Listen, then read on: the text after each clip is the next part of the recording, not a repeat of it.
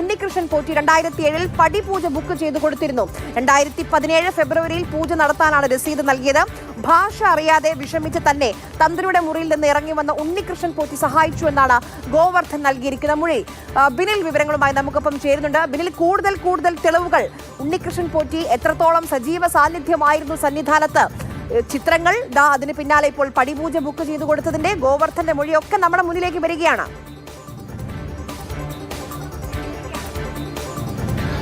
തീർച്ചയായും ആര്യ, പോറ്റിയെ കയറ്റിയതാര് എന്നതാണ് ഇപ്പോൾ കേരളത്തിൽ ആകമാനം മുഴങ്ങുന്ന ഒരു രാഷ്ട്രീയമായിട്ടുള്ള ഒരു മുദ്രാവാക്യം തന്നെ. അങ്ങനെ നിൽക്കുന്ന ഒരു ഘട്ടത്തിൽ പോറ്റി ഏതു സമയം മുതലാണ് സന്നിധാനത്ത് ശക്തനായിരുന്നത് എന്നതാണ് ഏറ്റവും പ്രധാനപ്പെട്ട കാര്യം. ഇപ്പോൾ നമുക്ക് മനസ്സിലാകുന്നത് 2007 ചിത്രങ്ങൾ മാതൃഭൂമിയുടേത് ഇപ്പോൾ നമ്മൾ കാണിക്കുന്നു. ആ 2007 ചിത്രങ്ങൾ നോക്കിയാൽ തന്ത്രി കണ്ഠരര് രാജീവർക്ക് പിന്നിൽ സഹായിയായി ഉണ്ണികൃഷ്ണൻ പോറ്റി ഉള്ളതാണ്.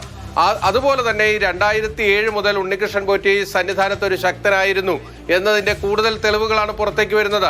ഈ സ്വർണ്ണക്കൊള്ള കേസിലെ പ്രതിയായിട്ടുള്ള ഗോവർദ്ധൻ ഹൈക്കോടതിയിൽ നൽകിയിരിക്കുന്ന ഹർജിയിലും അതോടൊപ്പം തന്നെ SITക്ക് നൽകിയ മൊഴിയിലും പറയുന്നത് ഈ ഉണ്ണികൃഷ്ണൻ പോറ്റിയെ താൻ പരിചയപ്പെടുന്നത് 2007 മുതലാണ് എന്നാണ്.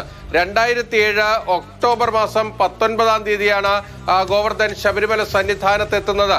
അപ്പോൾ പടിപൂജ ബുക്ക് ചെയ്യാൻ ആഗ്രഹമുണ്ടായിരുന്നു. പക്ഷേ ശബരിമലയിലെ ദേവസ്വം കൗണ്ടറുകളിൽ ഉണ്ടായിരുന്നവർക്ക് കന്നഡയോ ഇംഗ്ലീഷോ അറിയില്ല, തനിക്ക് ഈ 2 ഭാഷ മാത്രമേ അറിയാവുള്ളൂ എന്നതാണ് ഉണ്ണികൃഷ്ണൻ ഗോവർദ്ധൻ പറയുന്നത്. അപ്പോൾ ഭാഷ അറിയാതെ വളരെ വിഷമിച്ച് നിൽക്കുന്ന ഒരു ഘട്ടത്തിൽ തന്ത്രിയുടെ മുറിയിൽ നിന്നാണ് ഉണ്ണികൃഷ്ണൻ പോറ്റി പുറത്തേക്ക് ഇറങ്ങി വരുന്നത്.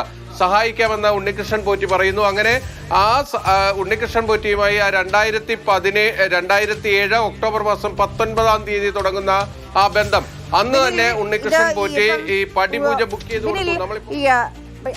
ഏത് കാലഘട്ടത്തിലാണ് ഉണ്ണികൃഷ്ണൻ പോറ്റി സന്നിധാനത്തേക്ക് എത്തിയത്? ആരാണ് ഉണ്ണികൃഷ്ണൻ പോറ്റിയെ സന്നിധാനത്തേക്ക് എത്തിച്ചത്? ഇത് വലിയ ചോദ്യമായി നമ്മുടെ മുന്നിൽ നിൽക്കുകയായിരുന്നു. 2007 കേരളം ഭരിക്കുന്നത് VS സർക്കാരാണ്. 2007 ഒക്ടോബറിലാണെങ്കിൽ അന്ന് ദേവസ്വം മന്ത്രി എന്ന് പറയുന്നത് കടന്നപ്പള്ളി രാമചന്ദ്രനാണ്.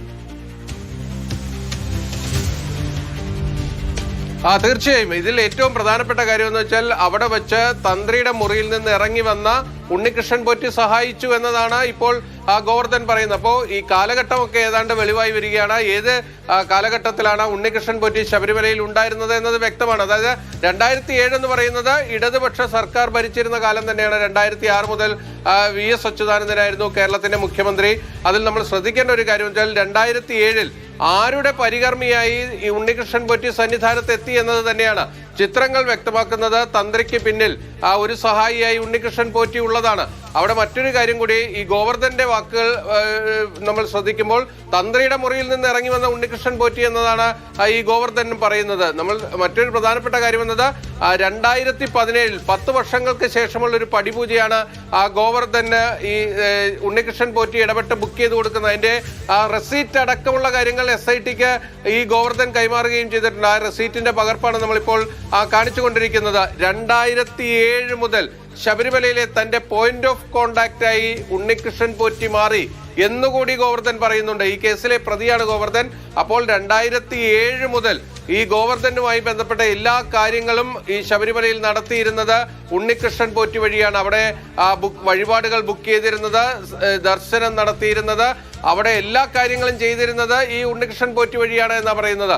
അങ്ങനെ നോക്കുമ്പോൾ ഈ 2025 വരെ ഏതാണ്ട് 80 ലക്ഷത്തോളം രൂപയുടെ വിവിധ വഴിപാടുകൾ താൻ നടത്തിയിട്ടുണ്ട് എന്നാണ് ഗോവർദ്ധൻ അവകാശപ്പെടുന്നത്. അപ്പോൾ 2007 മുതൽ രാഷ്ട്രീയ ഭേദമന്യേ ഉണ്ണികൃഷ്ണൻ പോറ്റി അവിടെ ശക്തനായി നിലകൊണ്ടു എന്നതാണ് ഏറ്റവും പ്രധാനപ്പെട്ട കാര്യം. അവിടെ ആരാണ് ഉണ്ണികൃഷ്ണൻ പോറ്റിയുടെ യഥാർത്ഥ സ്പോൺസർ എന്നത് ഇതുവരെ SIT ആ തലത്തിലേക്ക് അന്വേഷണം പോയിട്ടില്ല എന്നതാണ് നമ്മൾ മനസ്സിലാക്കുന്നത്. ആര് ഉണ്ണികൃഷ്ണൻ പോറ്റിയെ കൊണ്ടുവന്നു, ആരാണ് ഉണ്ണികൃഷ്ണൻ പോറ്റിയെ ഇത്രമാത്രം ശക്തനാക്കിയത്, പോറ്റിയെ കയറ്റിയത് ആര് എന്നതാണ് ഇവിടുത്തെ രാഷ്ട്രീയ വിവാദം. അതായത് UDF ശക്തമായി ഇടതുപക്ഷത്തിനെതിരെ ഈ പോറ്റിയെ ശബരിമലയിൽ എത്തിക്കുകയും ശബരിമലയിൽ സ്വർണം കൊള്ളയുകയും ചെയ്തതിൽ വലിയ രാഷ്ട്രീയ പ്രതിരോധത്തിലേക്ക് CPM-നെ കൊണ്ടുവന്ന് നിർത്തുന്നത് എ പത്മകുമാറിന്റെയും എൻ വാസുവിന്റെയും ഒക്കെ തന്നെ അറസ്റ്റിന്റെ ഒരു പശ്ചാത്തലത്തിൽ തന്നെയാണ്.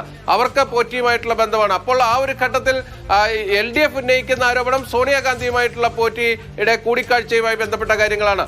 അവിടെ പോറ്റിയെ ആരാണ് സന്നിധാനത്ത് എത്തിച്ചത് എന്ന് ചോദിച്ചാൽ 2007 മുതൽ സന്നിധാനത്ത് ഉണ്ണികൃഷ്ണൻ പോറ്റി ശക്തനായിരുന്നു എന്നതാണ് നമ്മൾ മനസ്സിലാക്കുന്നത്.